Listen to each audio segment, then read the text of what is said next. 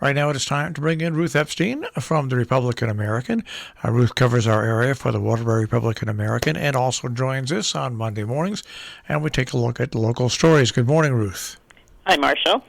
Well, didn't take us long. No, it wasn't even Memorial Day. No, until we had a death that what appears to be a death or a drowning at Great Falls.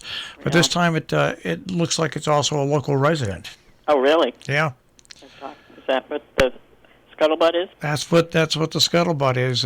But still, once again, someone went in the water, supposedly off a swing above the dam, but never resurfaced. And I'll tell you, the water in the Housatonic has been running very swiftly. Yeah, and it's cold, and it's this has been an ongoing issue for the last more than that, but it really erupted last year when the hordes came up and crowded the area, and there have been several drownings, several rescue missions there, and the town officials have been talking with First Light all year after last year, hoping to work something out, and as I say, we didn't even get to Memorial Day, and here we have an incident.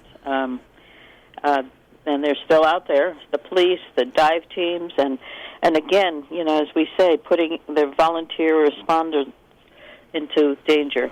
So people just don't understand really how dangerous it is around the Great Falls, whether you're right by the dam or whether you're down further in the falls. It is a dangerous place. It is a beautiful place, right? But it's a dangerous place. It is.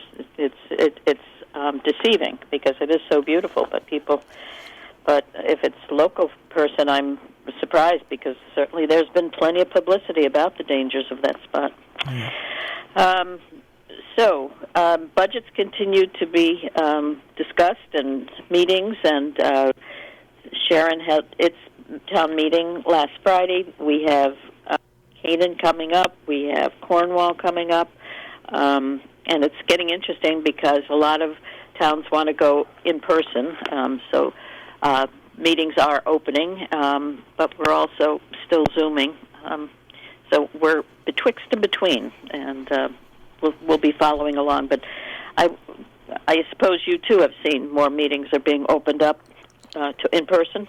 Absolutely, and sooner or later, I think that they're going to open all the meetings up. But I think if they're smart, they'll also keep them on Zoom as well. That's how I feel. Yeah. I mean, there are still people who feel uncomfortable coming out, and they should have access to these meetings. So I hope they do both.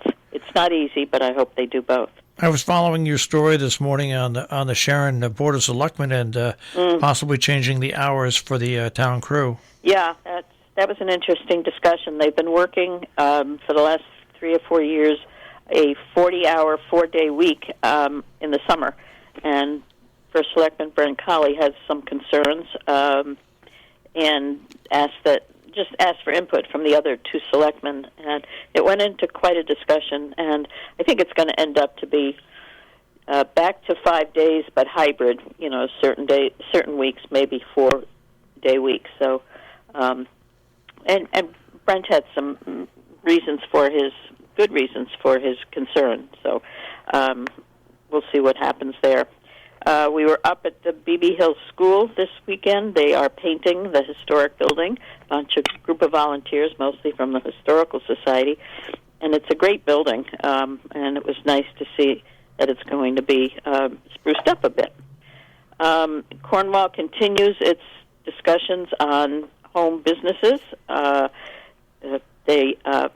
Planning and Zoning Commission is working to change because more people work from home, perhaps expand upon them a little bit. But there has been a lot of pushback from people who are fearful of the businesses that will be coming into residential areas. So their commission is stepping slowly, and they've closed the hearing, and they will be deliberating at their next meeting. So interesting discussions. Onward and upward. Yeah. Tomorrow, the Ag Department at the high school is holding its annual open house. Going to be on a curtailed basis, but it's when people are invited to see the projects and what the students do. It's always a great event. So I would encourage people to come and see what's happening there. And as I said, Canaan budget hearing is on Wednesday at 7:30, and Cornwall is on Friday, the 21st. And on Saturday, we have the Hazardous Waste Day at the Falls Village Garage. So people need to, anybody can come. It's free, but you need to get your tickets at your respective town halls.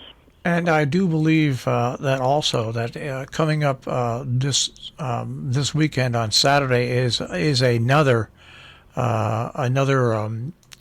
chance for you in North Canaan to get vaccinated. That is true. Right. There is an open. It's on 10 to 4.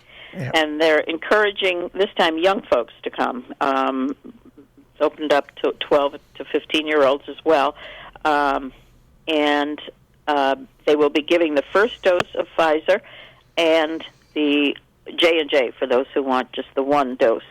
And then the second dose of Pfizer will be sometime in June. Yeah, so, June 19th. They'll follow up on June 19th. Yes, they're encouraging people to please come. So there's no excuse. There is open to everyone in the northwest corner. All right. So a busy week in Marshall, and nicer weather and easier to get out. Well, we'll see what happens in the course of the next week, Ruth. Yeah, we never know, do we? No. All right, Ruth. We'll speak to you next week. Have a good week, Marshall. Take care.